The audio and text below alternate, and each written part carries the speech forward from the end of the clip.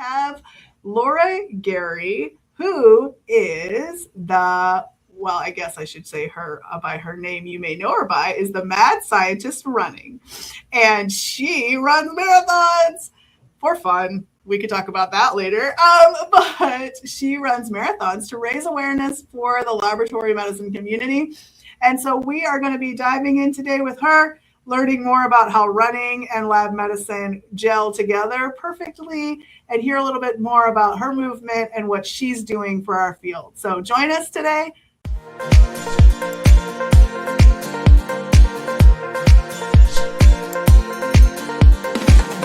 So excited to have you on the podcast today. Can you tell us a little bit about your story? How did you become Mad Scientist Running? Oh, thank you so much for having me here. I am so excited. I love talking about the two things that I love tremendously, which is being a medical laboratory scientist. I mean, anyone who knows me knows that when I found this profession, my entire life changed. And I've been a scientist now for over 18 years, and it just changed the trajectory of my life.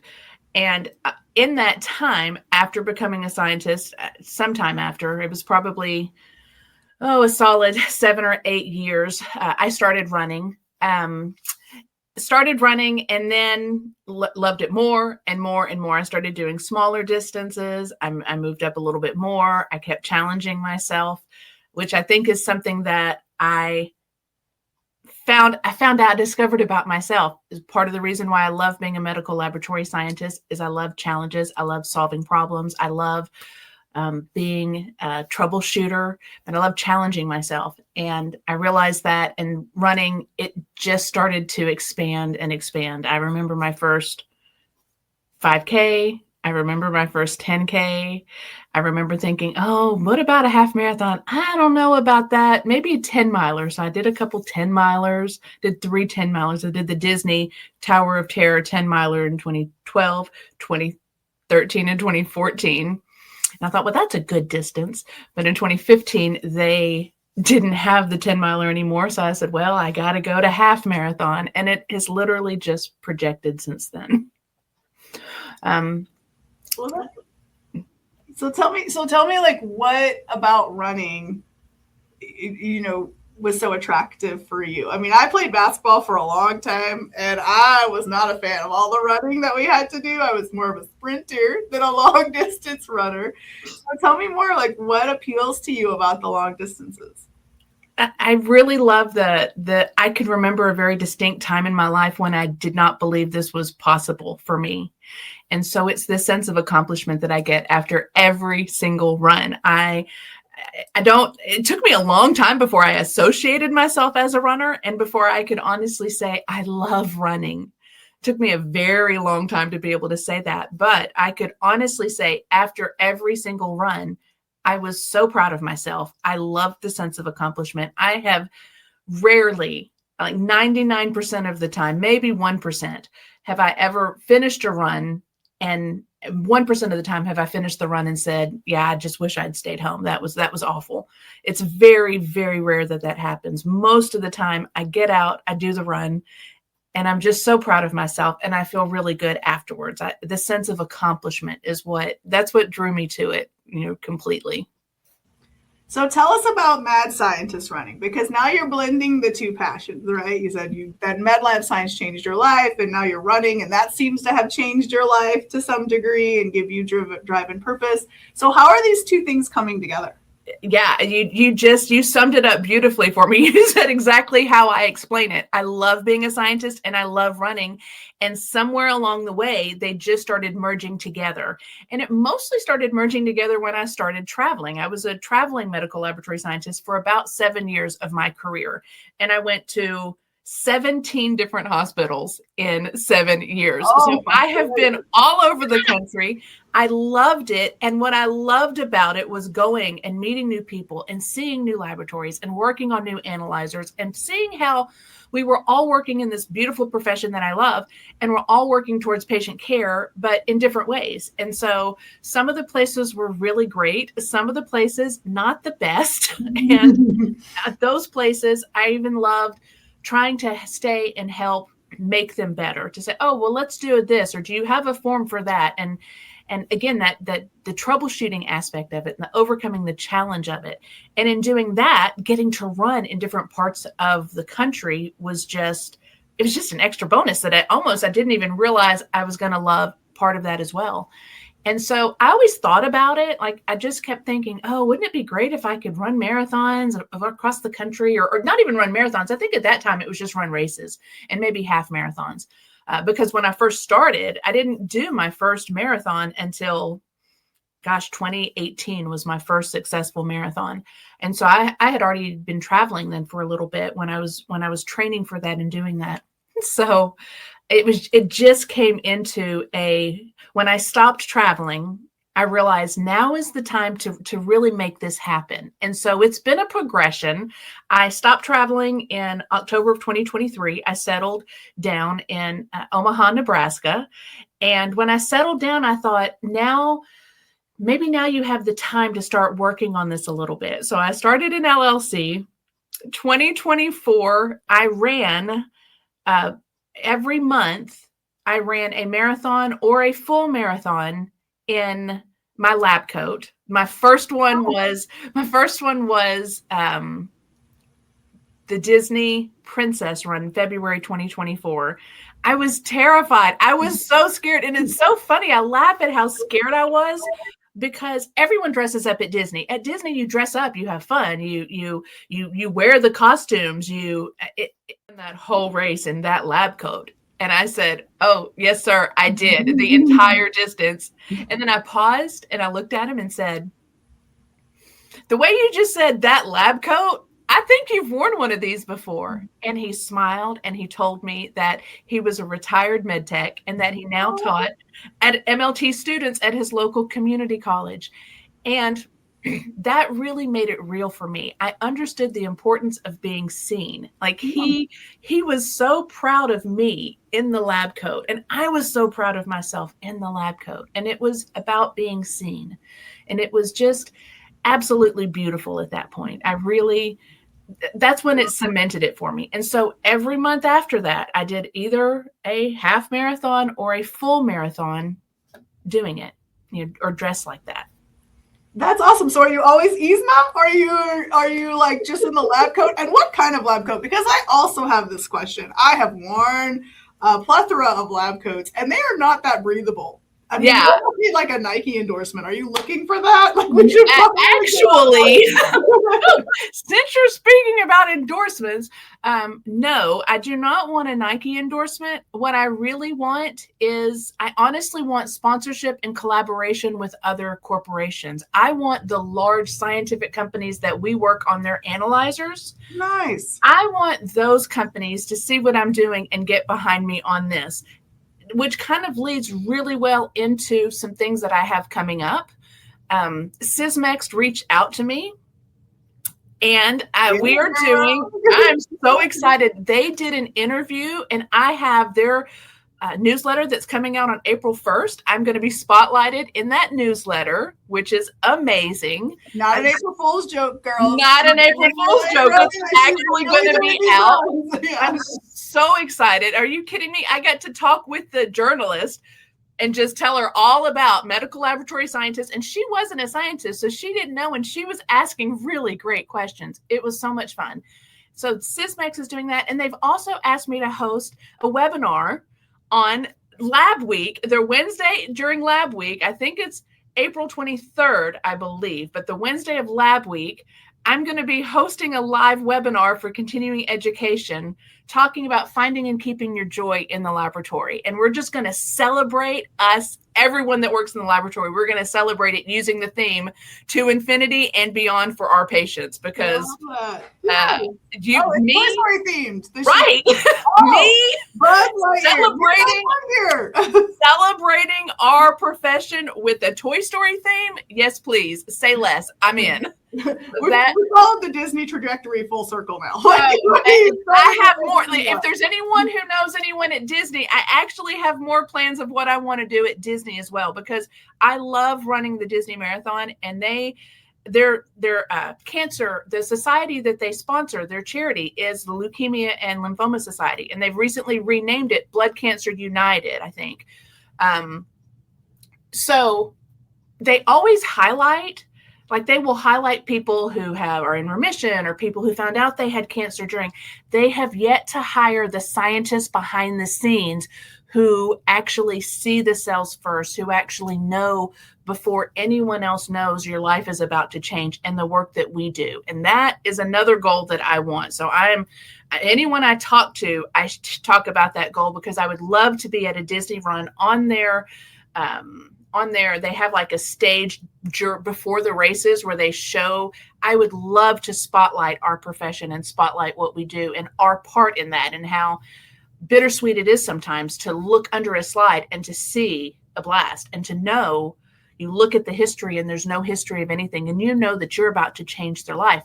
And on the flip side, you also know that early detection is key, and it's our knowledge and it's our skill and it's our education and it's what we do behind the scenes to notify the pathologist. And so these are all the things that I go and I talk about. So this isn't just about the running, because if it were just about the running, I would just go and do the runs, which is fantastic and I love, which is kind of what I did in 2024. It was helping prepare myself. Doing the runs was the easy part. It was easier to do the runs and have someone say, what's this about? What are you doing here? And to talk about the profession that I love. Then it morphed into, I need to bring more awareness to our profession. I need to go talk to high school students. I need to talk to medical students, middle school. I need to talk to the students and let them know, because I didn't find this profession until I was 30 years old. So yeah, I mean, I stumbled into it myself. I think we all have. I often refer to us, and this is another Disney reference, I guess, but the island of misfit toys. Like, we really, yes, with full love and love. Yes, I love Lab Medicine. Yes, it's nice my life too. But we really are, like, we find it by accident, and then we're kind of stuck there forever because we love it so much. But then we don't always get off the island, and we have to. And so I love what you're doing, because I think it highlights, like, one, your joy is palpable. Like, you love what you do. And I can see that. And you make other people want to do it too, you know, and like get out there and put themselves out there. And so I think it's commendable, like, that you're out there. I guess for the listeners who are like, oh my gosh, I can't even imagine putting a pair of running shoes on and doing something like that. Right. What did lab medicine teach you that you think has prepared you for what you're doing now? Oh yeah, absolutely. I think the first thing it taught me was how we can do hard things. Most importantly, when I found the profession, I knew this is it. This is what I was meant to do for my life. I knew it. And when I found the profession, I had an associate's degree. I found the profession, and I literally looked up the programs and said, I can drive 60 miles one way to get another associate's degree, or I can drive 80 miles north and get a bachelor's degree. And those were my two choices. Now, I'm a single mom with 4 kids and a dad who has Parkinson's, okay, that I was a very huge caregiver of. That's a lot of challenges. But the idea of not doing it, I couldn't, that wasn't an option. And my sister, God bless her, who's my favorite cheerleader in the world, said, no, not doing it was an option. A lot of people choose that option. You didn't. You did this. And that's true in that sense. But what it did was the idea of I still had 2 years of I talked to my department chairperson, and she said, this is a very rigorous program, and we have students who don't have the challenges that you have that don't make it. So I can't guarantee that you're going to make it. And all I said was, I just need the chance. Just give me the chance. Okay. And so she did. So that summer, I took 2 classes in the summer to get the rest of my basics out of the way. And then for the fall of 2005, I was ready to start my junior and my senior year. And then I still had a 6-month clinical rotation. So I wasn't going to graduate until December of 2007. That was such a long way away. And when I looked at it like that, it blew my mind, and I'd get really, really overwhelmed. And then I don't know if there's anyone who remembers Southern Mississippi in 2005. However, that's when Hurricane Katrina hit. And Ooh, you remember that in New Orleans. right, it was awful. Like Ooh. the eye of the storm hit in like Bay St. Louis and Waveland, and I was just a few towns over. School was closed, the college was closed. It was such a huge hit.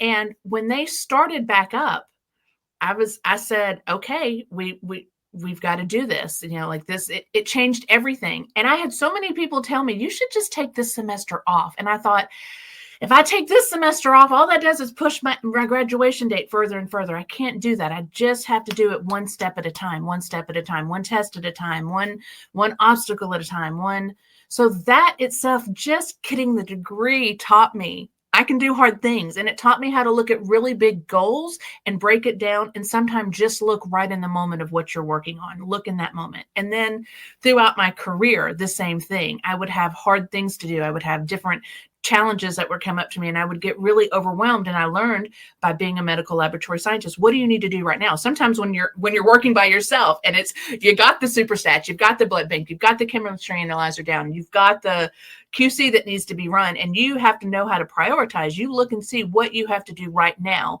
and move in that direction. And so that's what becoming a medical laboratory scientist taught me. And that's how it equated with running. It wasn't, I couldn't look at the overall distance. Even sometimes when that distance was just like 1 or 2 miles, that would freak me out.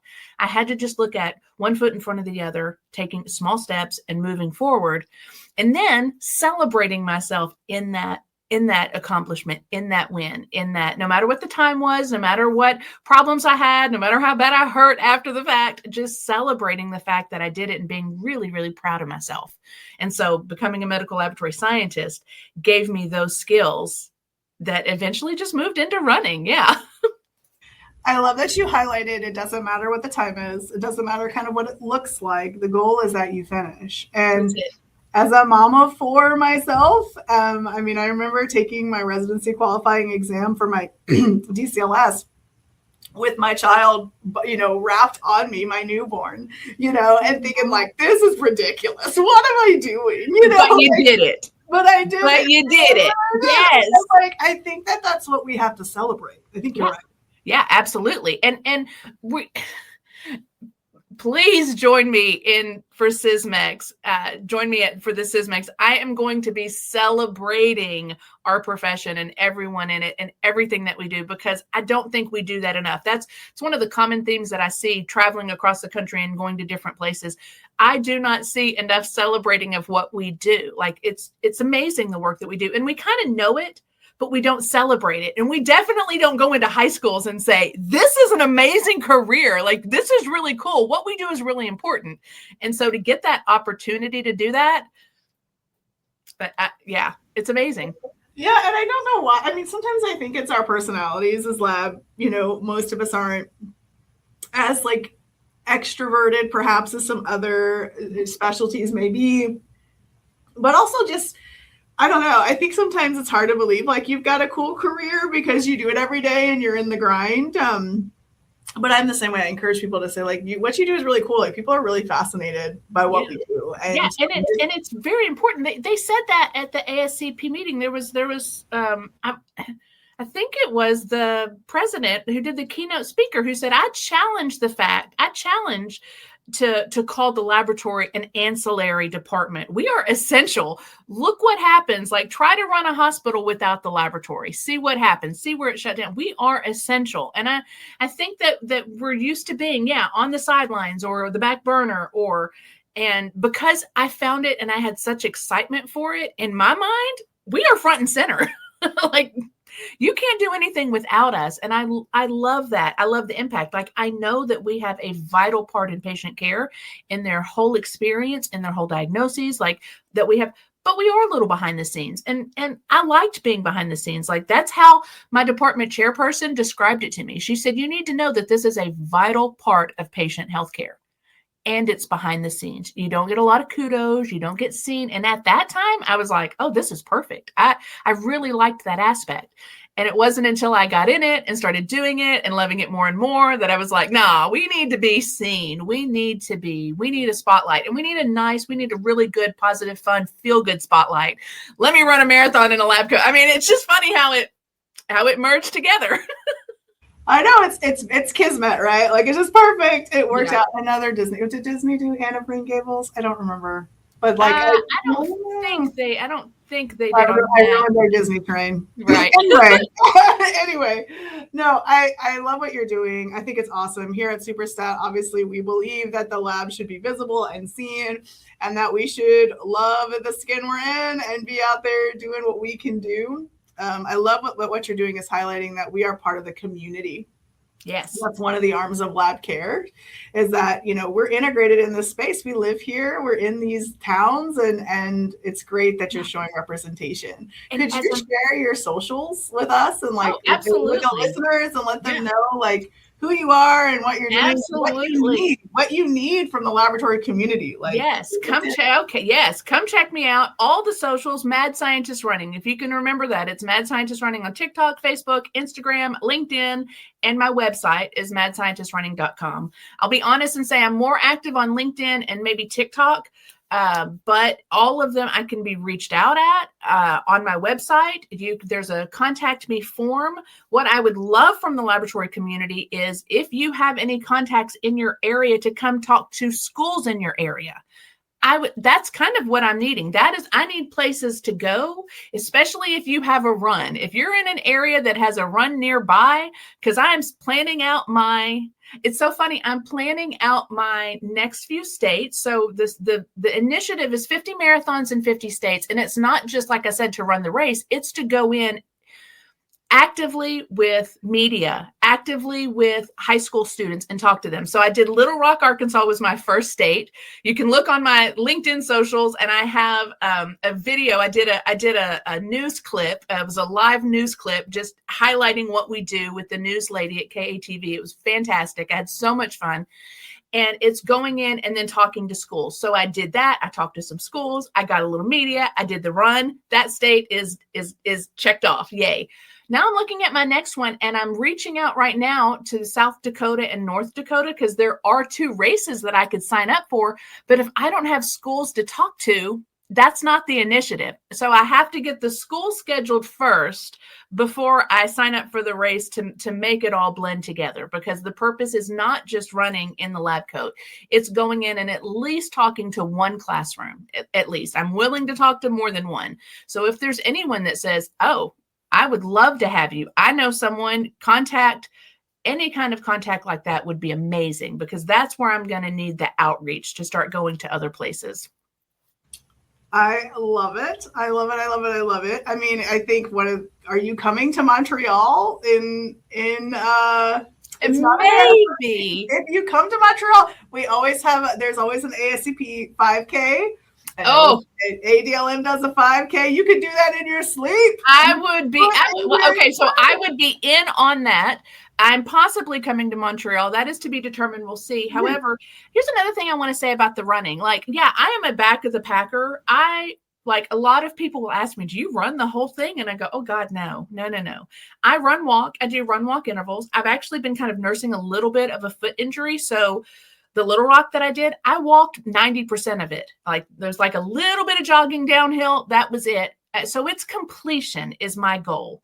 And I PR in fun. And so if I know that I'm having fun, that I got a smile on my face, and most of the time I'm thinking about, I can't believe you're running in a lab coat. This is amazing. Which, by the way, the lab coat, this last one, I thought it was going to be a little bit cooler than it was. It's kind of warm. It's a white lab coat. It's not like it was. Oh, it was warm. That was rough. I'm not gonna lie. Hashtag Nike sponsorship. Now I have another one that was being like, I have a seamstress who took the sleeves off of one, and it's Okay. like a long, but it's sleeveless that I could do. And then I put some fun things on it because I want people to know. Sometimes they look at me and they go, "Oh, doctor, oh, nurse." And I go, "No, scientist." So I'll have like DNA, or I have different things that are attached to it. This last one, I don't have it down here. It's upstairs. My actual bib said scientist. I put scientist on my Oh, bib. So nice. people would see my name and then see the whole thing and go, "Oh, okay, scientist. All right." Which was fun and amazing. So they could see that. But it's not it's doing all, it's just completion. It's completion of fun. Like I'm smiling the whole time. I can't believe that I'm running and I'm doing this. Like the first one that won at Disney, like I could not believe I'm at Disney, I'm running and I'm in my lab coat. It was just so amazing. It was so amazing. I love it's almost the irony of it. This is not where I saw myself when I started in the profession. However, I can't stop thinking about it. I can't stop my presentations that I'm doing with the kids. I literally wake up in the morning thinking about different presentations that I can put together. Any way that I can just really let them understand the impact that we do and know that we're like the hidden heroes of healthcare. And I want to make the invisible visible. I want us to be seen in a beautiful, like positive spotlight. And so anything that I can do with that, my mind is always going with it. So if anyone has any ideas on how I can do that too, please, reach out to me. That'd be great. I love it. I love all of it. And as you know, like we are obviously aligned in our mission. Like the next generation is so important. I mean, that's why like Steph and I did Little Lab Learners, which is fantastic. I have every intention of getting a large pack and going and speaking to, doing the classrooms, giving the books out. I love it. That is such an amazing concept also, because the younger that we can, even my 5-year-old, she's 6-year-old now. She was 5 at the time. She called me and I was at work and she's talking to me and she looks at me and she says, "Mamie, are you a scientist?" And I said, "I am." Yeah. And I said, "Look," and I took the phone and I turned it and I showed her the microscope and she said, "Mamie, I love science." And I said, "Well, I do too. You might be a scientist like Mamie when you grow up." Bet that she got a microscope at Christmas time 100%. Right? So the earlier that we can get them, it's absolutely amazing. It's amazing because it is so fascinating for me to go into a classroom and say, "How many of you have had your blood drawn?" And every single one of them will raise their hand. And I'll say, "And how many of you know who does the testing once the blood is gone?" Hands go down. And so when I'm done talking with them, they know. And that's really my only goal. It's not that every one of them become a scientist. It's that they know about it, because I didn't know about it till I was 30 years old. And it was so random that I found it. So if they just know that it's an option, but there are ones that I can see that will be like, "Oh, that's cool." Like when I end the presentation and it's connected the dots to see really what we do, they're like, "Oh," and I'm like, "It's right. You might be my future scientist. You might be my future scientist." Like, it's just, it's just exciting. It's exciting. And my goal is 1 million students. And I know that's really fantastic. That's extreme. And I start every presentation with, "Okay, you guys, I have a number. Number is 9,900,660. You got that? 999,660. You got that? Okay, let's go. My name's Laura Gary." And I just kind of start. And they're like writing down the number, And then at the end, someone will inevitably say, "What was that number about?" And I tell them, my goal is Mad Scientist Running, because you listened and you engaged with me today. I only have 999,660 to go. And so thank you for being a part of my mission. You guys were a part of that. And they're like, "Oh, okay." Like they feel included in that part of that. And it's, I don't know, it's just amazing. They see it. They kind of light up just a little bit like I do. And it's pretty cool.